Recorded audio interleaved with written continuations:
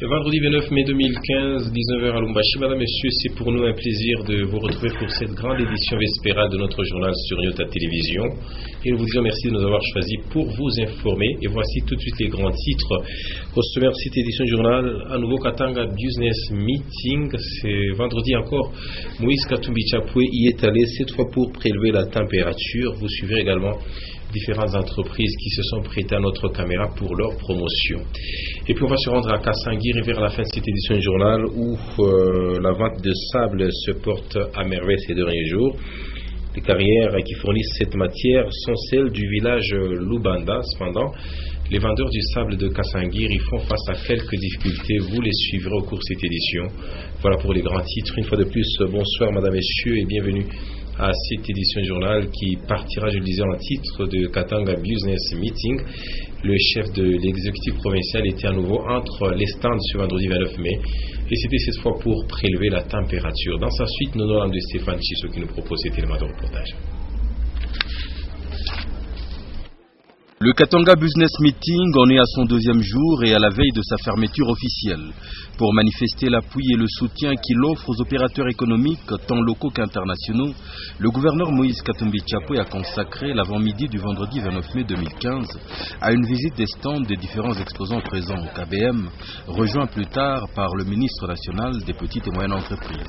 S'imprégnant par la même occasion et attentivement des explications fournies par les uns et les autres, comme cet opérateur des drones, Kimpungu Security, qui offre de nouvelles perspectives dans la surveillance des domaines d'exploitation. Donc en gros, voilà, on vend des drones pour tout ce qui est destiné à l'industrie. On fait tout ce qui est carte topographique. On fait de la surveillance aussi en monitoring avec des caméras. On a un drone de longue endurance qui peut voler 2 heures avec 2 heures d'autonomie. On fait aussi tout ce qui est précision à l'agriculture pour tout ce qui est champ. Donc on peut permettre aux fermiers d'optimiser leurs champs parce qu'on peut calculer tout ce qui est taux de chlorophylle et alors leur dire s'il faut plus d'intrants, plus d'eau par exemple, pour optimiser les champs, ce qui est important pour le développement du Katanga. Et alors on fait aussi de la surveillance industrielle, des cartes topographiques en 3D et calcul de cubage. Voilà. Et vous faites des vols de nuit également? Oui, tout à fait. On a aussi une caméra infrarouge pour faire des vols de nuit. Ça se fait aussi, tout à fait, oui. Et on va rester dans le siège de Katanga Business Meeting et la présence de Tenke Mining est tout à fait remarquable dans ce salon d'entreprise. Occasion pour cette entreprise d'exposer toutes les opportunités qu'elle offre à la population de la République démocratique du Congo. Le reportage est signé Rufin Kibambe sur ces images d'Etienne Ilunga. Au grand public, visiteurs et partenaires de découvrir différentes opportunités qu'offre Tenke Mining et l'objectif de sa participation à la deuxième édition du salon de l'entreprise de Lubumbashi. Au stand de Tenke Mining, l'engouement était plus que remarquable. C'est là que je suis venu m'imprégner de la vision de la société TFM qui prépare l'avenir et nous voulons accompagner la société en mettant sur place une structure de prudence sanitaire et on a pensé que c'était important d'avoir les éléments d'information sur la société. Écoutez, je suis venu surtout visiter Tenke Fungurume en tant que cliente et en tant que partenaire. Je suis Madame Nathalie, mais nous travaillons pour Vodacom et nous sommes de grands partenaires depuis très longtemps de Tenke Fungurume. C'est plus dans un souci de réciprocité et de soutien que nous sommes là. Parmi les moments forts de ces échanges, l'on peut retenir la visite du ministre national des petites et moyennes entreprises, du gouverneur de la province Moïse Katumbi et son gouvernement, ainsi que la FEC Katanga. Occasion pour Moïse Katumbi de saluer et d'encourager ces géants miniers, le seul présent à ces échanges, pour sa participation active à la croissance de l'économie en République démocratique du Congo. Le plus grand, alors il faut être là. 200 000 tonnes par an, ça vaut la peine. Oui. Vous avez monté à 400 000. Si on a de l'énergie électrique. Eric Monga est là. Il en a parlé. Le ministre aussi est là. Avec ses 200 000 tonnes de cathodes de cuivre par an, Tenke Fungurume Mining reste l'une des plus grandes entreprises minières en République démocratique du Congo. Et vous retiendrez également que CEC n'est autre que cette structure qui a pour objet d'évaluer et quantifier les matières premières. Et cette structure prend également part à cette deuxième édition de Katanga Business Meeting. Voici ce reportage de Patricia Naismok. La deuxième édition du Katanga Business Meeting connaît la participation du CEC Katanga. Cette structure a pour objet d'analyser, évaluer et certifier les substances minérales. Son directeur provincial Valentin Lissasso se dit satisfait de la participation du CEC à ces travaux. Évidemment, comme vous le savez, la province de Katanga, c'est une province minière. Le CEC, c'est pratiquement un point focal dans la traçabilité des minéraux. Alors, il était important pour nous, compte tenu de notre objet, qui est celui d'expertiser, d'analyser et d'évaluer, de certifier les substances minérales qui sortent du pays. En visitant les différents stands, le directeur provincial du CEC remet les dépliants du CEC au chef de l'exécutif provincial Moïse Katumbi Chapwe. Les techniciens et chimistes du laboratoire expliquent la procédure de la certification. Nous avons placé nos échantillonneurs. Ils sont là pour prélever les échantillons. Et lorsqu'ils prélèvent les échantillons, évidemment, avec d'autres services de l'État affectés à ces postes-là, ils ramènent ces échantillons au niveau de la direction. Et de ces échantillons, on essaye de préparer ça. On fait un pré-traitement de ces échantillons, c'est-à-dire on essaye de faire un cartage, on essaie de réduire un peu la granulométrie et on apprête l'échantillon pour les faits analytiques, c'est-à-dire nous amenons ça au laboratoire pour qu'on puisse l'analyser. Une participation significative et salutaire pour le CEC Katanga. Prennent également part à cette deuxième édition de Katanga Business Meeting les agences en douane, et parmi ces agences, on peut remarquer la présence de Coredis, et le personnel de cette agence explique ses spécialités à l'import et à l'export à tous ceux qui leur rendent visite. Et cette agence se démarque bien évidemment par la rapidité ainsi que la qualité du bon travail dans leur façon de rendre service. C'est Consolat Kanja qui nous en parle davantage dans cet élément de reportage.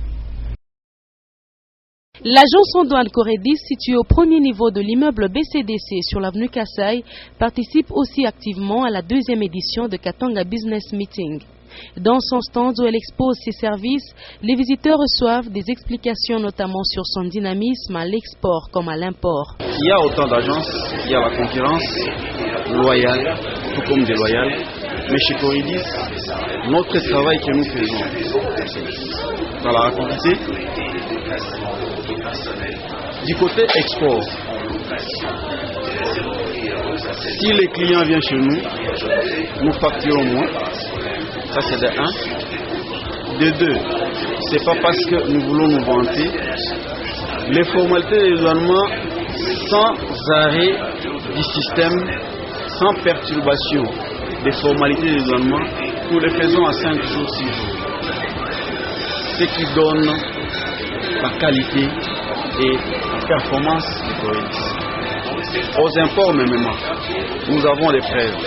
Les importateurs qui passent par chez nous, les camions entrent aujourd'hui.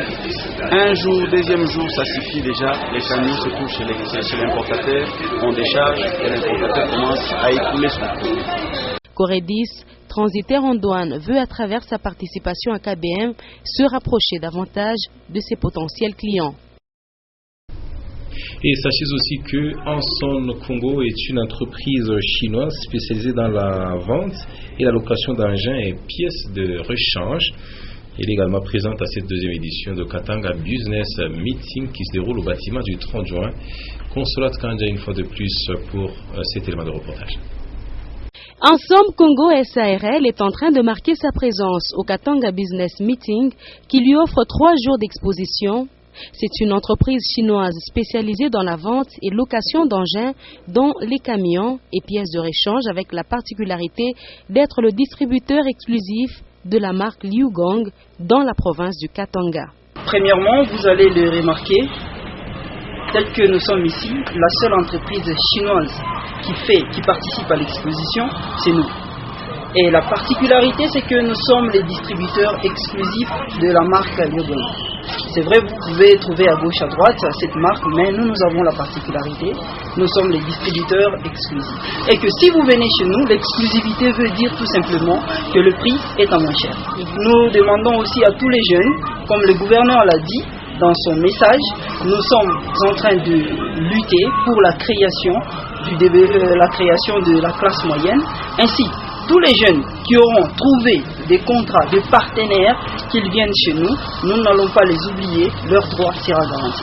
Avec sa devise « La coopération apporte la fortune », Ensemble Congo offre la possibilité de bénéficier d'une commission à tout celui qui lui apporte un marché.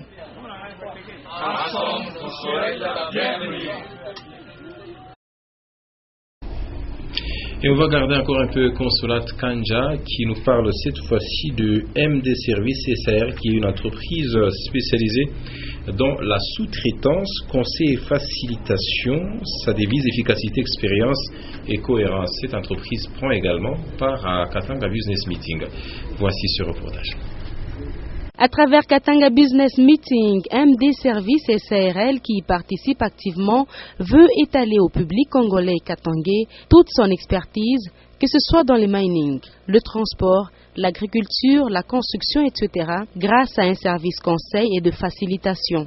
Elle est aussi spécialisée dans la sous-traitance. C'est ainsi que le directeur adjoint de cette entreprise lance un message. Nous sommes ici à Lubumbashi, nous travaillons partout au Congo, mais notre grand bureau de Kinshasa. Nous voulons vraiment mettre notre empreinte ici à Lubumbashi. C'est pour cela que nous sommes dans ces grands salons où tout le monde est pasteur, tout le monde et on le lit ce que le dit. Tout le monde a la possibilité de vendre son produit comme il le peut. Et nous venons vendre notre produit. C'est les services que nous offrons aux grandes entreprises minières, c'est tout. Et nous voulons entrer maintenant dans d'autres entreprises ici à Lubumbashi. Lubumbashi, c'est vraiment un grand boom. C'est surtout toutes les grandes entreprises minières, toutes les grandes d'ailleurs. Oui. Et nous venons pour maintenant entrer et donner le meilleur des agents. Parce que nous avons la meilleure qualité des agents. Avec Iban Ligol, qui a de très bons témoignages de nous. À cette première journée de Katanga Business Meeting, MD Services a vu de nombreux intéressés visiter son stand. Et voilà tout ce qu'on peut vous dire aujourd'hui en ce qui concerne la deuxième édition de Katanga Business Meeting. Et on rappelle que c'est demain samedi qu'aura lieu la clôture de ce salon d'entreprise. Et dans le reste de l'actualité, sachez que certains habitants de Kasangiri s'adonnent à la vente de sable afin de subvenir à leurs besoins quotidiens. Et ces produits proviennent des carrières de Lubanda et les clients viennent quant à eux de Lubumbashi. Et ces deux genres de personnes font face à quelques difficultés dans la vente de sable. Jean-Claude Mbal et Michel Olela leur ont rendu visite et nous proposent cet élément de reportage. Une autre activité qui fait vivre les habitants du village Kasangiri, c'est la vente du sable. Cette matière importante pour la construction n'est pas produite sur place, mais plutôt elle est tirée de la carrière de Lubanda à une centaine de kilomètres. Et ce sont les gros camions qui alimentent ces revendeurs. Ces derniers, à leur tour, fournissent les clients en provenance de Lubumbashi.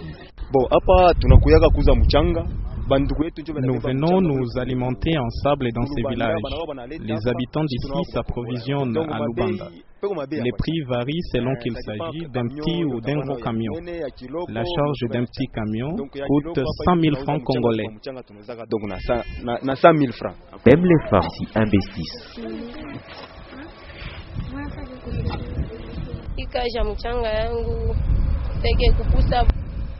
C'est par manque de travail que nous avons décidé, moi et mon mari, de nous investir dans cette activité. Nous sommes ravitaillés par des camions bennes. À l'arrivée d'un camion, les jeunes gens se mettent à l'œuvre pour le charger. Et après l'opération, tout le monde se retrouve en attendant une autre occasion. Et on va à présent parler sport, tournoi de l'amitié. Aujourd'hui, c'était la trêve, mais on va revenir sur la rencontre qui a mis aux prises hier le cercle sportif Don Bosco au football club Saint-Éloi-le-Popo. À la fin de la rencontre, victoire de Don Bosco de 2-0 face au Chébulon. Voici ce résumé de la rencontre.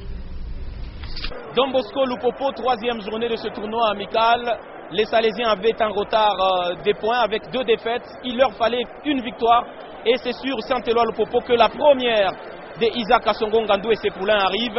Alou Bagayoko, c'est lui l'homme de ce match. dès la 3e minute sur la première action offensive des Salésiens, partie de Elia Meshak qui a débordé à droite, le centre instantané de Godé Massengo, une tête parfaite du Malien transfuse du TP Mazembe Anglebert, 1-0 pour les Salésiens. Les Cheminots pouvaient égaliser sur le pénalty à la 24e minute concédé par Ibrahim Moukoro suite à cette faute urbaine. Malheureusement, Afizi perd son duel face à ce gardien transfuse du TP Mazembe Anglebert. Et puis la deuxième mi-temps qui commence déjà assez fort avec ce deuxième but signé Alou Bagayoko. Cette fois, c'est son centre dans la chute qui échoue dans les filets de Monga Fossi. 2-0, les Salésiens s'invitent ainsi dans ce tournoi avec au moins une première victoire. Depuis le stade TP Mazembe Anglebert, Michel Olela et Pascal Mongala pour Nyota Radio et Télévision. Et voilà, par cette défaite de l'Upopo sur cette édition du journal, Madame et Messieurs, nous avons été heureux de vous la présenter à vous. Merci de l'avoir suivi.